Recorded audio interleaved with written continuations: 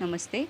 गणित भाग 1 के अध्ययन में मैं साधना टीचर आप सभी का हार्दिक स्वागत करती हूँ।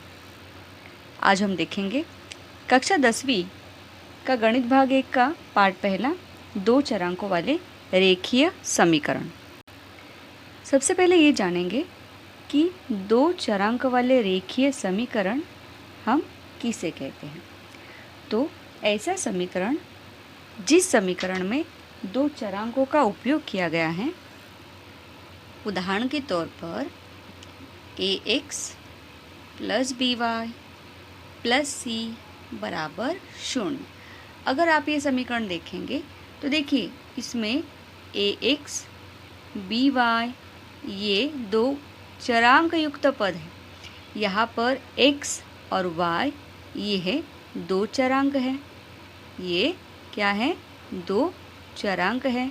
और ये जो a, b और c ये जो पद हैं यह गुणांक को निर्देशित करते हैं। ठीक है, तो इस तरह के जो समीकरण हैं इन समीकरणों को हम कहते हैं 2 चरांकों वाले रेखीय समीकरण। अब 2 चरांकों वाले रेखीय समीकरण का केवल ये एक शर्त काफ़ी नहीं है। तो चलिए हम शर्त लिखते। देखिए कौन कौन सी शर्तें हैं जिनसे हम यह पक्का करेंगे कि ये दिया गया समीकरण 2 चरांक वाला समीकरण। इसके लिए शर्त पहली है कि दिए गए समीकरण में जो है 2 चरांक होने चाहिए। ये हमारी है पहली शर्त कि 2 चरांक होने चाहिए। फिर दूसरी शर्त ये है कि दिया गया जो समीकरण है इसमें जो चरांक युक्त पद है। अब बोलेंगे अब चरांक युक्त पद कौन सा है? चरांक युक्त पद का घात जो है यह घात 1 होना चाहिए, अर्थात चरांक का घात 1 होना चाहिए। अब चरांक युक्त पद यहाँ पे देखिए 2 हैं। कौन कौन से 2 हैं? देखिए ax और by ये 2 चरांक युक्त पद हैं। c तो केवल संख्या है, तो यहाँ पर x का घात और y का घात यह हमेशा 1 होना चाहिए। ये दूसरी शर्त है 2 चरांक वाला रेखीय समीकरण पहचानने की। तीसरी शर्त यह है कि जो a b c यह संख्याएं हैं, ये संख्या ये गुणांक अर्थात ये जो है ये वास्तविक संख्याएं हैं। कौन सी संख्याएं? ये वास्तविक संख्या। अभी आपको पता है कि वास्तविक संख्याएं कौन सी होती है। वास्तविक संख्या अर्थात 1 2 3 4 इस तरह की प्राकृत संख्या होती है और जिनका हम वर्गमूल ज्ञात कर सकते हैं। वैसी संख्या आपने कक्षा 9वीं में वास्तविक संख्या पढ़ा है। तो a b c यह वास्तविक संख्याएं होती हैं। तो एक ही समय, तीसरी शर्त है एक ही समय जो है a और b यह शून्य नहीं हो सकते। a और b यह एक ही समय क्या नहीं हो सकते? शून्य नहीं हो सकते। तो ये तीसरी शर्त है। तो इस तरह से जो समीकरण इन तीनों शर्तों को पूरा करेगा उस समीकरण को हम कहेंगे 2 चरांक वाला रेखीय समीकरण। तो चलिए उदाहरण ले लेते हैं। चलिए हम देखते हैं पहचान पाते हैं कि नहीं। पहला समीकरण है, देखिए 4m प्लस 3n बराबर 12 है। देखिए इस समीकरण को पहली शर्त पूरा करता है। देखिए 2 चरांक होने चाहिए। क्या इसमें 2 चरांक है? देखिए यहाँ पर m और n ये 2 चरांक है, तो पहली शर्त यहाँ पे पूरी हो गई। दूसरी शर्त है कि चरांक युक्त पद का घात जो है 1 होना चाहिए। देखिए m के सिर पर कुछ नहीं है अर्थात m का घात 1 है। n के सर पर भी कुछ नहीं है अर्थात n का भी घात 1 ही है। तो दूसरी शर्त भी यहाँ पे क्या हो गई? पूरी। पहली शर्त भी पूरी हो गई और दूसरी शर्त भी पूरी हो गई। अब तीसरी शर्त देखिए, एक ही समय a और b शून्य नहीं होते। a अर्थात क्या? a अर्थात पहले पद का गुणांक, b अर्थात दूसरे पद का गुणांक। ये तो शून्य नहीं है, अर्थात दिया गया समीकरण जो है, दिया गया समीकरण यह 2 चरांकों वाला रेखीय समीकरण है। ये हमने यहाँ पे पहचान लिया। 2 चरांकों वाला रेखीय समीकरण है। अब और एक उदाहरण लेंगे और देखेंगे कि आप पहचान पाते हैं कि नहीं। चलो दूसरा उदाहरण, चलिए इसको 1 नंबर देते। एक दूसरा उदाहरण हम ले लेते। दूसरा उदाहरण है 3x का वर्ग माइनस 7y बराबर 13। देखिए हमें ये पहचानना है कि दिया गया समीकरण जो है यह 2 चरांकों वाला रेखीय समीकरण है या नहीं।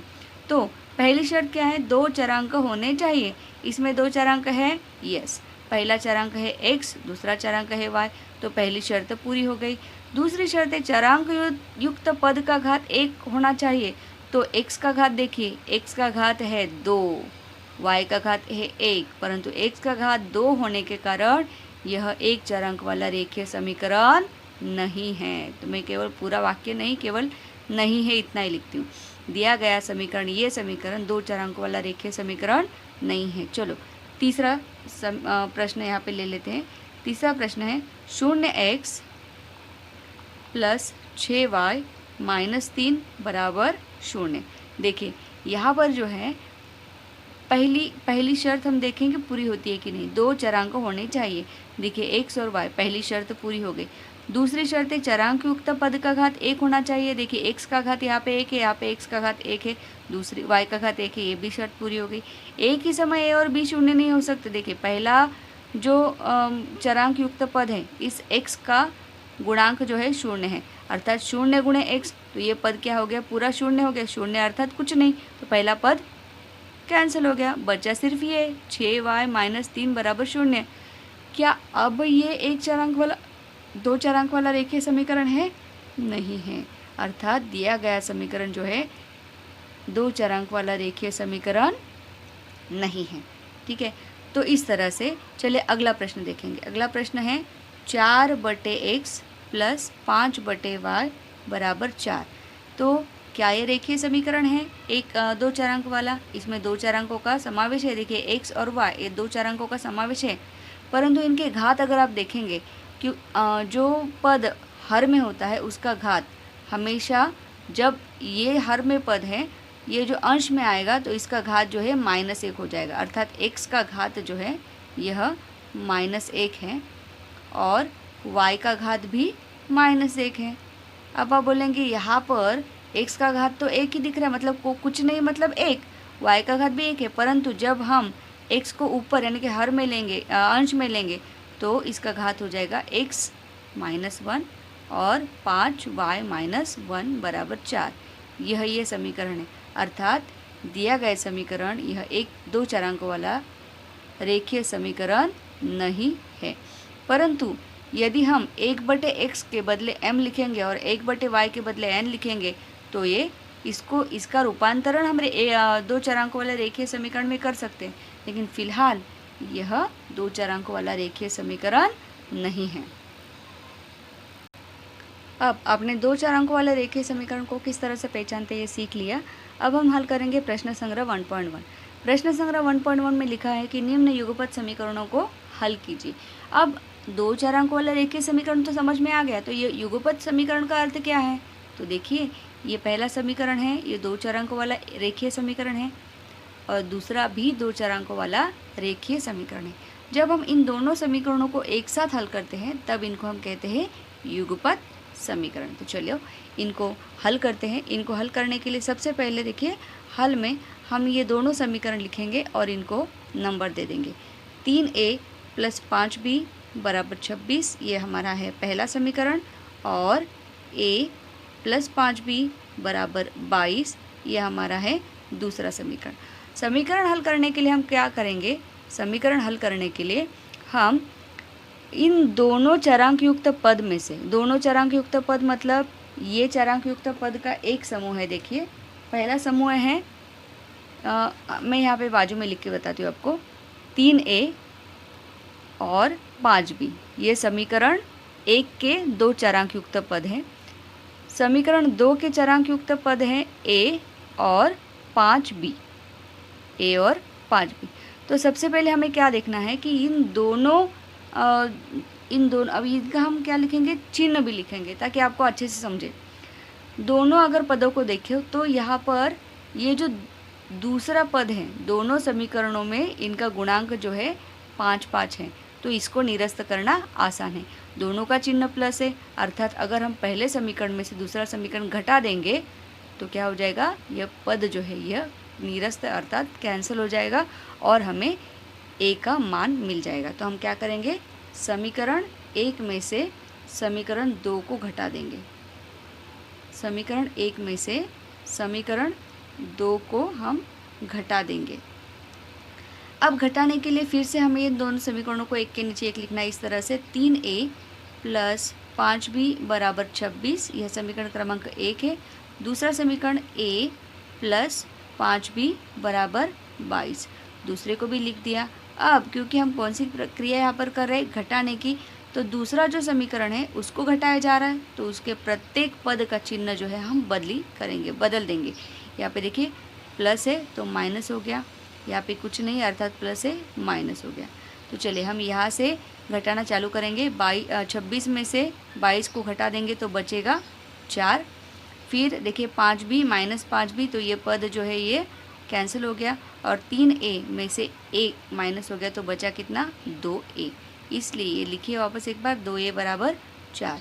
अब a का मान ज्ञात करना है तो 2 का करिए पक्षांतर, a बराबर 4/2। इसलिए a का मान हमें मिला, देखिए 2 एकम 2, 2 दूनी 4, a का मान मिला हमें 2। यहाँ पे अलग से लिखेंगे, a का मान हमें 2 मिला है।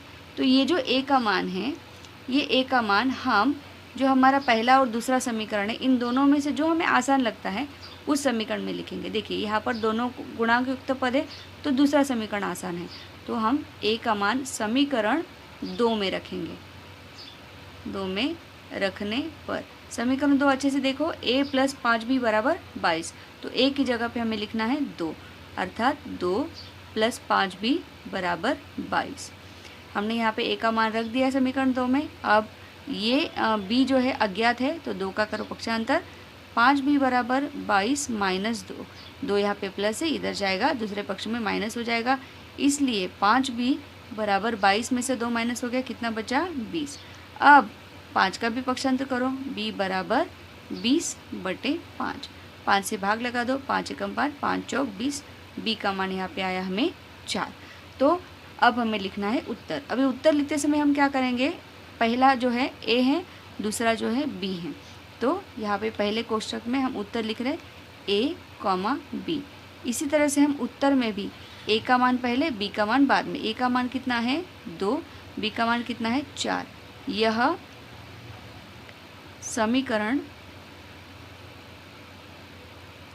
समीकरणों का हल है। इस तरह से हमने देखिए पहला समीकरण जो है वह हल कर दिया है। इसी तरह से प्रश्न संग्रह 1.1 का दूसरा सवाल देखिए, यहाँ पे हल कर दिया है मैंने, आपको समझा देती हूँ। x प्लस 7y बराबर 10 और 3y माइनस 2y बराबर 7। तो यहाँ पर पहले हमने दोनों समीकरणों को लिख दिया है और नंबर दे दिया है, जैसे x प्लस 7y बराबर 10 समीकरण क्रमांक 1 और 3x माइनस 2y बराबर 7 समीकरण क्रमांक 2। तो जैसे कि मैंने आपको पहले समीकरण के बताते हुए बताया था कि सबसे पहले हम इन चरांक युक्त पदों को हम साइड में लिखेंगे। देखिए पहले समीकरण का चरांक युक्त पद है x और 7y, इसको हमने लिख दिया, और दूसरे का 3x और 2y, 3x और 2y लिख लिया। अब हमें क्या करना है कि इन दो गटों में से देखो कौन सा गट हमें देखना है, जैसे कि हमें या तो इस गट को निरस्त करना है या फिर इस गट को निरस्त करना है। अब यहाँ पे देखिए, अगर इस गट को निरस्त करना है तो 2 से यहाँ पे गुणा करेंगे तो 14 हो जाएगा, और 7 से यहाँ गुणा करेंगे तो 14 हो जाएगा। परंतु अगर इसको निरस्त करना है तो यहाँ पर x के साथ कुछ नहीं है, तो हम 3 से गुणा करेंगे। देखिए यहाँ पर x अकेला है, इसका गुणांक 1 है, तो यदि हम पहले समीकरण को 3 से गुणा करेंगे तो 3x 3s हो जाएगा, अर्थात 3 का गुणांक समान हो जाएगा, तो हम घटा सकते हैं। तो हमने क्या किया, पहले समीकरण को 3 से गुणा करेंगे, समीकरण 1 को हम 3 से गुणा करेंगे। तो इस तरह से समीकरण 1 जो है x प्लस 7y बराबर 10, 3 गुणे x प्लस 3 गुणे 7y बराबर 3 गुणे 10, तो हो जाएगा 3x प्लस 7 या 21y बराबर 30। समीकरण तीसरा यहाँ पे मिल गया हमें। क्यों तीसरा समीकरण, क्योंकि हमने 1 और 2 पहले से लिख लिया है, इसलिए ये समीकरण हो गया तीसरा।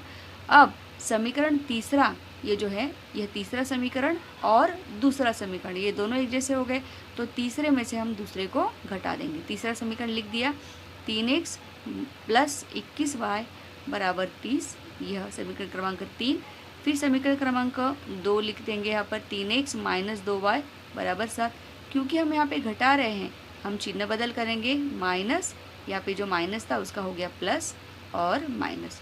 30 में से 7 घटा देंगे, हो जाएगा 23, और 21 और 2y जो कि नया यहाँ पे चिन्ह है प्लस, प्लस 21 और प्लस 2 हो गया 23y, और ये पद जो है ये 3x में से 3x जो है कट गया। हमें मिला 23y बराबर 23, 23y बराबर 23। यहाँ पे 23 का करो पक्षांतर, अगले पक्ष में y बराबर 23 बटे 23, y बराबर 1। अब इस y का मान जो है वो हम समीकरण क्रमांक 1 में रखेंगे।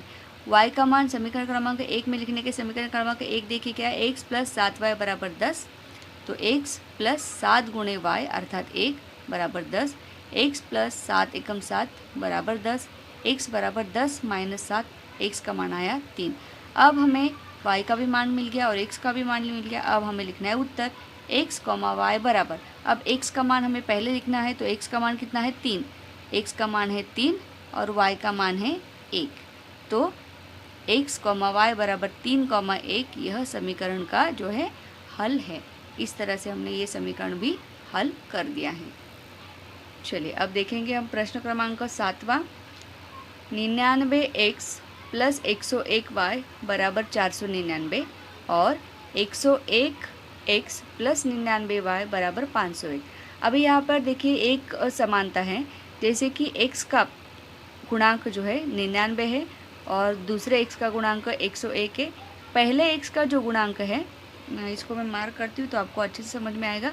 पहले x का जो गुणांक है वह दूसरे y के गुणांक के बराबर है और पहले y का जो गुणांक है वो दूसरे x के गुणांक के बराबर है।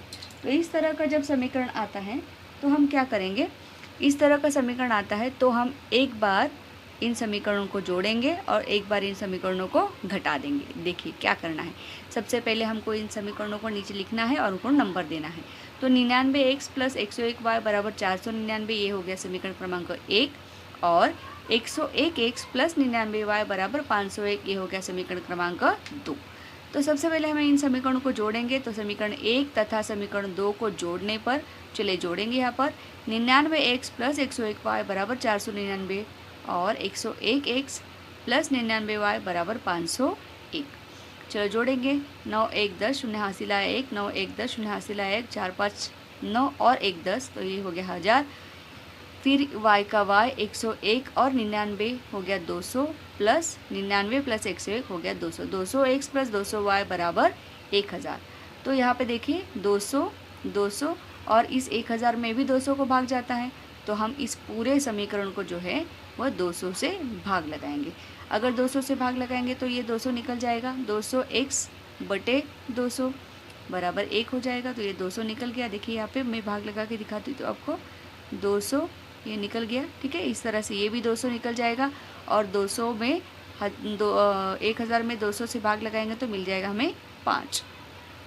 तो यहाँ पे आपको मैंने भाग लगा के दिखाया, लेकिन आपको यहाँ पे लगाना नहीं है, डायरेक्टली लिखना है x प्लस वाई बराबर 5। ये कैसे मिला हमें, समीकरण को, ये जो समीकरण 3 है इसे हमने 200 से भाग लगा दिया।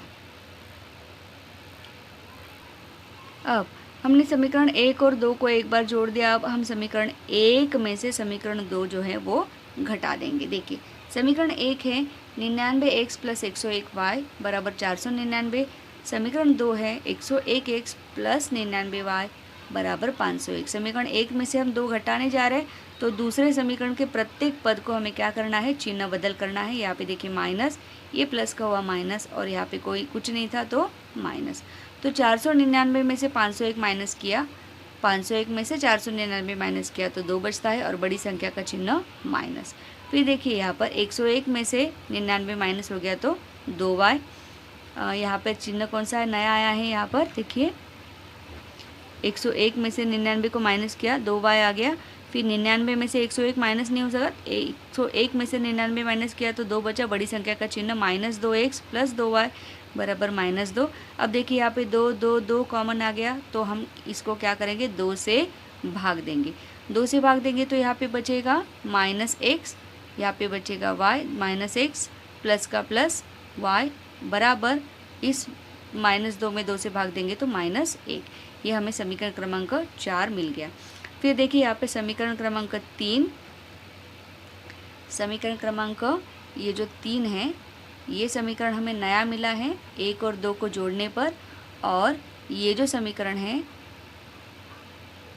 ये समीकरण जो है ये हमें 1 और 2 को घटाने पर नया समीकरण मिला है। तो ये जो दो समीकरण हमें नए मिले हैं, इनको हमने देखिए यहाँ पे लिखा वापस एक बार, -x + y बराबर -x, समीकरण क्रमांक 4, और समीकरण क्रमांक 3 यहाँ पे नीचे लिखा है x + y बराबर 5, समीकरण क्रमांक 3। इन दोनों को अब हम जोड़ेंगे। अब हम क्यों जोड़ेंगे इनको, इसका कोई तो कारण होना चाहिए ना, क्यों जोड़ने का, क्यों क्रिया करने का है। क्योंकि जब हम समीकरण हल करते हैं तब हमें दो पदों में से किसी एक को निरस्त करना पड़ता है। अब देखिए सबका गुणांक 1 है, x का गुणांक 1 है, y का गुणांक 1 है, इस x का भी और इस एक, सबके गुणांक समान है। देखिए यहाँ पर x का और इस x का चिन्ह जो है, इसका माइनस है, इसका प्लस है। अगर हम जोड़ेंगे तो x में से x जो है वो घट जाएगा, अर्थात यह पद जो है निरस्त हो जाएगा। इसलिए तो इन दो समीकरणों को हम जोड़ेंगे। -x + y बराबर -1, समीकरण क्रमांक 4, और x + y बराबर 5, ये समीकरण क्रमांक 3। ठीक है, इन दोनों को हम जोड़ने जा रहे हैं। तो देखिए -x + x, अभी माइनस प्लस क्या होता है, आपको पता है कि जब विपरीत चिन्ह होता है तो ये पद जो है ये निरस्त हो जाएगा, चला जाएगा, निकल जाएगा, कैंसिल हो जाएगा।